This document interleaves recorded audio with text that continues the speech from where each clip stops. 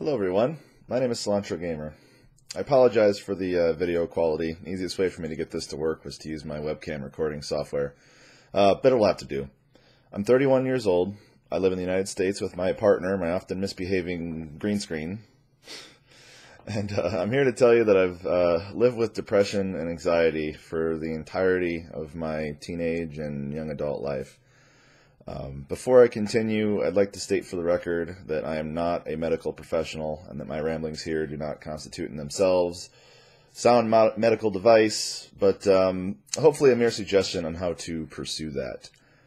Those of you who have remained followers or subscribers on YouTube or Twitch or even my Twitter have over the years undoubtedly been confused as to why I'm so sporadic with the released content that I make. Life is always a road full of turns and twists, and I can tell you that the largest contributor to my lack of consistency in both all the things I do in my real life outside of the world of the internet and my internet life it's been the state of my mental health. Mental health issues are very serious and need to be taken more seriously by everyone. They can harm and even end lives. It's easy for anyone to identify external or physical injuries. A broken bone looks like a broken bone. If you're at the doctor's office and you do a body scan and you're unfortunately laden with cancer, at least you can see the cancer. But what you often can't see, and people often who suffer from mental illnesses are really good at hiding, is the damage and the vast decrease in quality of life and just overall misery that is associated and falls hand in hand with depression, anxiety issues, PTSD, and any other mental health issues out there. There's unfortunately tons of them and not very widely understood. Depression and anxiety in tandem have crippled me to the point of uselessness. In my entire teenage and young adult life, it's ruined relationships, romantic relationships, platonic relationships. It's got me fired from jobs, caused me endless days, months, even really years of poor sleep, poor hygiene habits, as much as I hate to admit it, and just generally living conditions that I didn't care about.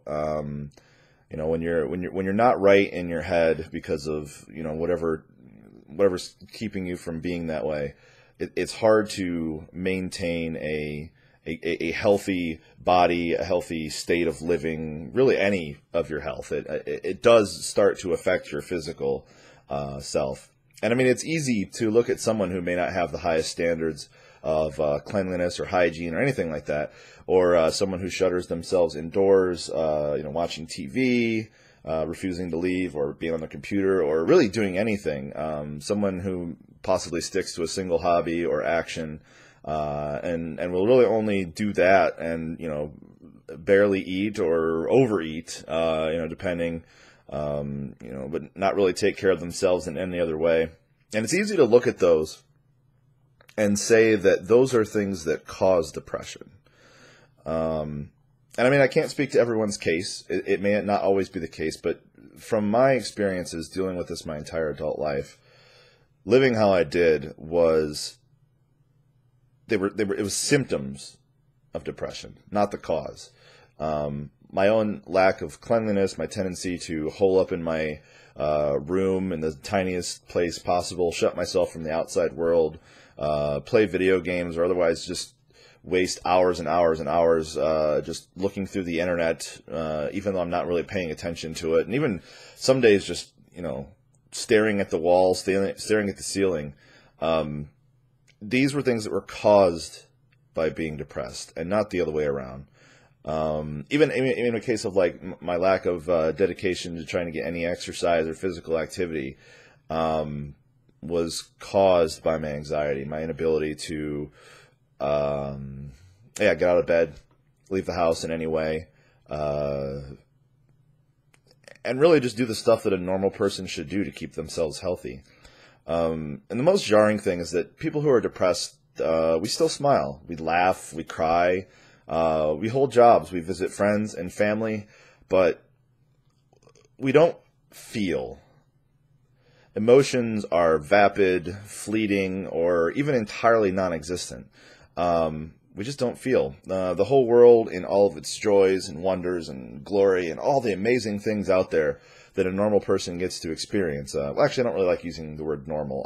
That a non-depressed person experiences. They can often feel right within our reach. They can feel just out of arm's length.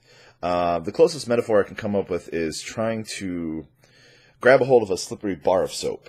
The soap sort of represents the outside world, all the things that you want to do, every desire you have.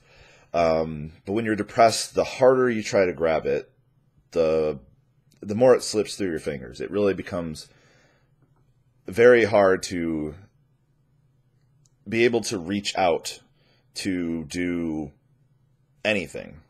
And I've tried for, I don't know exactly how long, roughly starting in my teenage years. So, I don't know, 15 years or so I've been dealing with this, and just could never grasp the nettle, could never grasp the bar of soap how I always wanted to. Anxiety is another beast altogether, too. It's one that works in tandem with depression. They come hand in hand very often. Sort of the combination of both symptoms, both diseases, would cause me sometimes to take days or even weeks to do something as simple as call a friend back who called me, or even run errands. I mean, I can't tell you how many times I've very clearly needed to go do a simple task like run to the bank, to get some money out. Even if I wasn't going to have to interact with a single human being, or going to the grocery store. These were often very monumental tasks, sometimes demanding, like days or even weeks of energy of trying to build up to it, and sometimes not even getting to the point where I could even grab my keys to go out to my car or even just open the front door. To live as a shell like that, a virtually emotionless shell, it's really a devastating experience, and one I won't so easily forget. Like any other disease, I mean, it's something that it's really hard to truly understand or sympathize or empathize with someone who has the conditions. Because, I mean, you're not getting that first-person experience. You're not literally walking in, or not literally, but you're not walking in their shoes. It's easy to misunderstand what depression is. I think a lot of people who have been depressed have heard the sort of standard advice that people give, usually well-intentioned. You need to get up, you need to get out of the house, you need to go out and hang out with your friends, or go to a party, or go to the movies, or go do something that, that makes people happy. Because depression is seen as the opposite of happiness to a person who doesn't fully understand it. And for non-depressed people, being happy is potentially as easy as going out and pursuing happiness. You can go for a walk, or go to a movie theater, or whatever. And depressed people can still do these things. But depression is, in my experience, not the opposite of happiness. It is the opposite of feeling, of having emotion in a very true sense. You can't be happy or sad. You can't be mad, angry, delighted, cheerful. All those things are only usually possible in very small amounts to genuinely even feel true emotions, or even not possible at all. It sounds bizarre to want to be able to feel sad, but when you're in your own bubble, stuck in your own mind, even being able to feel anything would be a great relief, even if it is sadness, because you just become so detached from what normal feeling is like that it starts to become a forgotten memory. You can be depressed despite success and despite owning or having been gifted or lucked upon external things that non-depressed people would die to have. I mean, a loving family, a good job, even being like a celebrity. loved by millions. Those things do not preclude you from mental health issues, just as they wouldn't do the same with any physical health issues. Celebrities can still break bones, and people with highly successful careers can come down with all sorts of diseases, just as mental health diseases can be picked up. So, the most recent case to point out would be the sort of the sad and tragic suicide of Robin Williams. I can't speak to his experiences. I don't know nor really presume to know exactly what he felt and why he did what he did. We can only mourn for his loss, as so many have. But what I do know is that suicide is unfortunately something that comes hand in hand with depression and other mental health issues. Even a man such as him, with a loving family, a successful career, and millions upon millions of fans, can still have enough mental anguish to want to end it all. I don't want to talk too much about such things. They're not really the scope of this video. It's good stuff to understand the cause behind it and to hopefully be able to treat, which I'll get to here in a little bit. But the point of this video is to tell you, the viewer, coming directly from someone who has fought mental health issues for over a decade, is that it is possible to overcome. It is possible to fight back. There is hope if you have mental health issues. And again, I know everyone who has dealt with depression, anxiety, other things has heard, you hear this from your friends, and hearing their advice, which is, it's always well-intentioned, it can come off as being a little misguided and can often hurt more than it can help. I think oftentimes what depressed people are internally screaming at their friends for is not for advice, but for actual help. I've struggled with this for many years, like internally wanting to go out and explore the world, but you're trapped in your own mind. And depression is not something you can just will yourself through. In some cases, just like any other disease. You can't just, will your leg into being not broken anymore. But I can tell you from personal experience that despite all the thoughts that will run through your head of hopelessness and dread, the feeling that your life is pointless and will never get better, it can get better. It will get better. I'm taking back this phrase. It's a phrase that is, again, used by people who don't understand the conditions in the most well-intentioned way, but from somebody, myself, one person who is dealing with depression and successfully, to another, you the viewer, or anybody you know, it can get better. It will get better. But you might need help. You are not the cause of your depression. You are the victim. It's not your fault.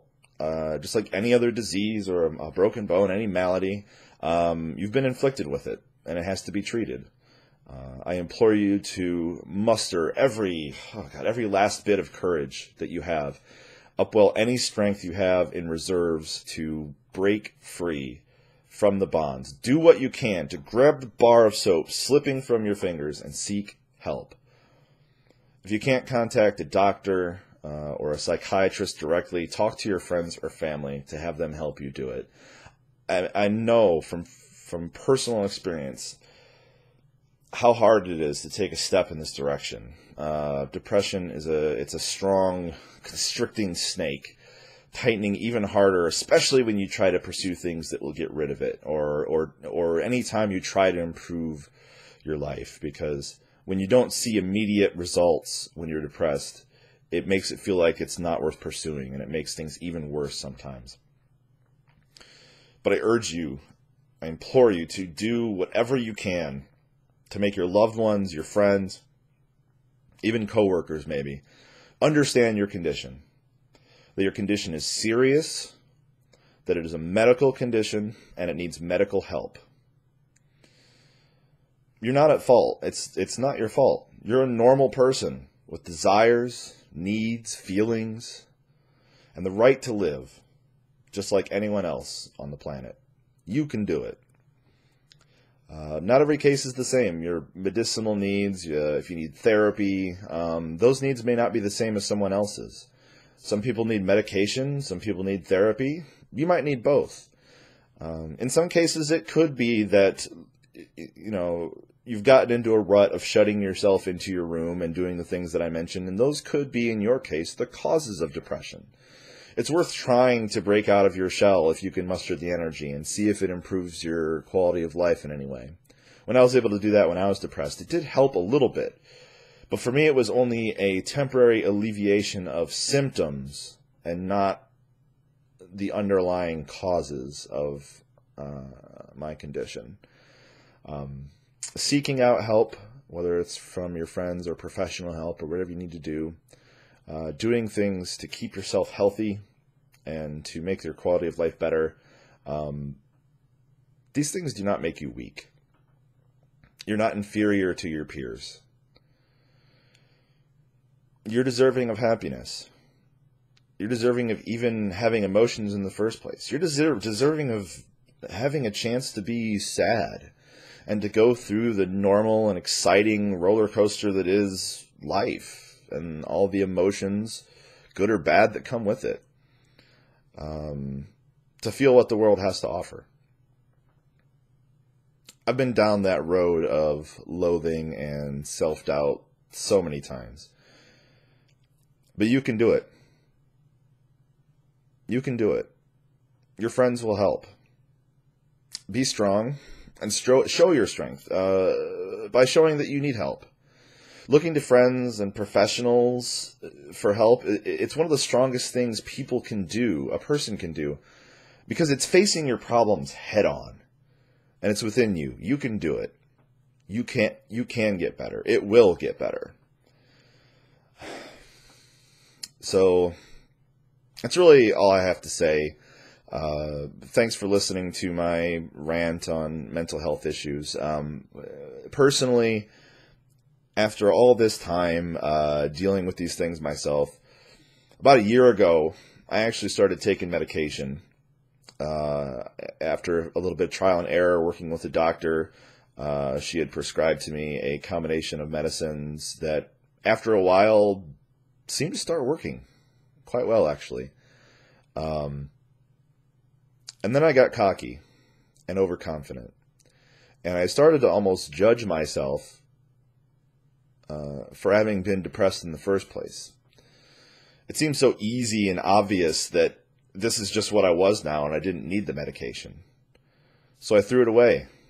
And about a year later, I realized that over the course of the time when the medication worked its way out of my body, that I was depressed again.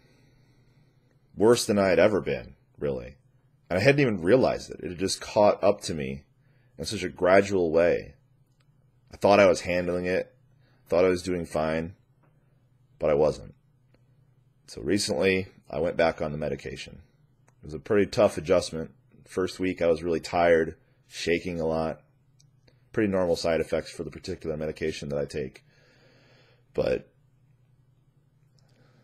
I feel like a new person, in a very real sense. I mean, I have not felt, well, I've really not felt anything in a long time, but I've not felt this way. I've not had this sort of disposition, this general demeanor, an outlook of any kind, really any motivation to actually do things and actually follow through with them, including recording this video. I've not had any of that stuff in such a long time. It's a truly wonderful experience to essentially have been dead for 15 years. And suddenly I'm awake and alive to the world around me. Even simple things as my senses are heightened. I see more detail. My sense of smell has never been great, but I smell more things. And food even tastes better. I'm a big fan of cheese. Probably because a lot of cheeses can tend to have really extreme flavors, and I think it's when I was depressed, I think I would seek out extremes just to try to feel anything. But I remember what cheese used to taste like and feel like in my mouth as I enjoyed eating it, and it even tastes better. Playing video games and hanging out with my friends instead of just going along with them. They're amazing experiences. I used to hang out with friends just as a way to, keep up appearances so people wouldn't overly concern themselves with me. And now I can't wait to see my family. I can't wait to see my friends. I'm so excited just to be alive and just to be able to enjoy these things. Whenever I would actually get out of bed before, I would just, meander my way out, spend 2 hours moping around and, trying to, drink coffee or do whatever I could to wake up. But if I get a good night's sleep now, I wake up and I have energy to do things. I make myself breakfast. I talk to my friends. I look at the list of things I need to do, the errands I need to run, the emails I need to check, and I just do it. It's not a monumental task anymore, and it's an indescribable feeling, and it's a feeling that I really hope, if you've dealt with the same stuff that I have, that you get the help you need. You do what you need to do the same thing. So I hope I've been able to give you some sort of insight, to why I've behaved like I have in the past on, Twitter, Twitch, YouTube, why I've been so inconsistent. I'm not going to apologize for those things. I was a victim of a disease. I've moved on from that part of my life and will hopefully continue to get better and better. I still have some days where I'm a little down, but it's on the upswing. And this is my way of saying thank you to everybody who has stuck around and hung out, and to everybody in my personal life, in my family, my real life friends, and of course my close internet friends who have been there to help me out and not judge me, even if they didn't quite understand why I behaved like I did and why I have been how I've been. My lack of ability to do any of my goals in life, content on the internet or whatnot, they are symptoms of my disease, and I'm treating it. And you can as well. You can do it. You will do it. You can get better. You will get better. And if I can help, please let me know. Because I didn't fight it for 15 years. It didn't let me fight back. And even when I thought I had got out last year, it drug me back in. But I am not going to let that happen again.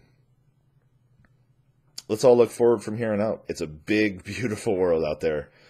Once you start that road to recovery, it's amazing what the world feels like. And I know you can become a part of it too. I love you all. Let's go play some games together.